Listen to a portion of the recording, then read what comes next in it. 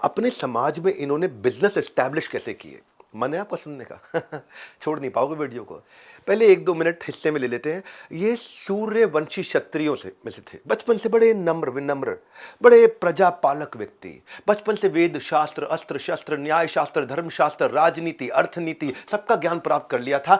नागराज समुदाय के राजा एक हुआ करते थे कुमुद। उनकी बेटी माधवी का इनसे विवाह हुआ था। हाँ, क्योंकि ये नागवंश से थे तो नागों को मामा माना जाता है इनके यहाँ पे। क्योंकि माधवी, माता माधवी वहीं से आई थी। अब मां माधवी का विवाह कैसे हुआ? स्वयंवर हो रहा था उस समय और राजा कुमुद ने स्वयंवर किया। माधवी इतनी सुंदर। अब माता माधवी के स्वयंवर में बहुत लोग पहुंचे, इंद्रदेव स्वयं पहुंच गए, लेकिन माता माधवी ने महाराजा अग्रसेन को पसंद कर लिया। इंद्र हो गए नाराज। इंद्र कहते हैं मेरे को करना था विवाह, और उनका झगड़ा बढ़ गया इंद्र का। उन्होंने फ्लड लाइन, पाइपलाइन, पानी की बारिश वारिश इनके गांव में बंद कर दी। झगड़ा वगड़ा खूब चालू हुआ। झगड़ा लड़ाई लंबी हुई, बहुत नुकसान हुआ। नारद मुनि बीच में आए, सेटलमेंट कराया। तो पहले कॉन्टेक्स्ट समझ लेते हैं ना, महाराजा अग्रसेन थे कौन। हिसार में अग्रोहा कुंज में इन्होंने शुरुआत करी थी। कैसे करी वो समझ लेते हैं।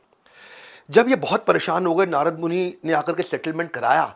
उसके बाद इन्होंने सोचा कि अब आगे क्या करूं, तो माता लक्ष्मी जो उनकी कुल देवी हैं उनकी इन्होंने आराधना करी। माता लक्ष्मी प्रसन्न हुई, इनके पास आई, बोली जाओ एक नए राज्य की स्थापना करो और क्षत्रिय धर्म को छोड़ दो। तुम क्षत्रिय धर्म के लिए नहीं बने, तुम वैश्य धर्म को अपनाओ। वैश्य धर्म कौन सा है? अग्रसेन समाज जो है ये। व्यापार करो, व्यापार से खाओ। मां लक्ष्मी की इन पे कृपा हो गई।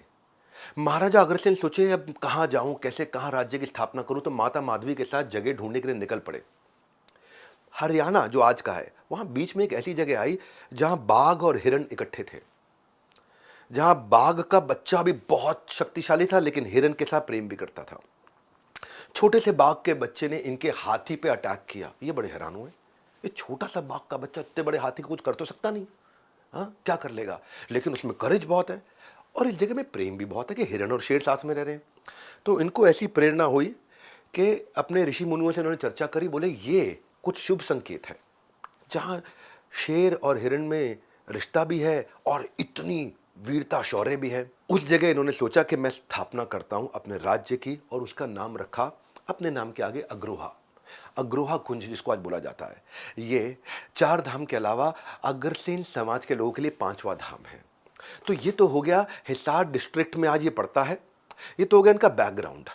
ये इन्हीं के वंशज हैं जो आगे निकले। वेदांता ग्रुप के अनिल अग्रवाल, सुनील भारती मित्तल, लक्ष्मी मित्तल, सुभाष चंद्र गोयल, सावित्री जिंदल, ये सब बड़े बड़े, भवेश अग्रवाल, पीयूष बंसल, जितने बड़े बिजनेसमैन हैं सब यहीं से निकले।